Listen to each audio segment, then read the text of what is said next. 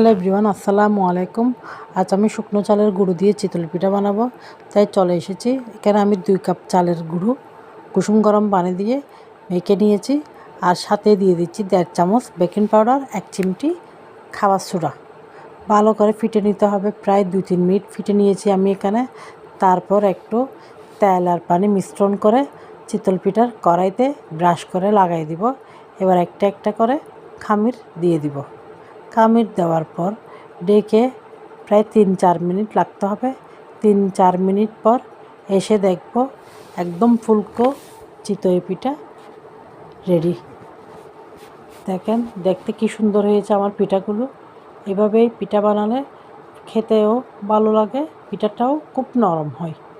আবার দিয়ে দিলাম ব্রাশ করে, আরও 1 প্লেট দিয়ে দিলাম। হয়ে গেল আমার পিঠাগুলো রেডি।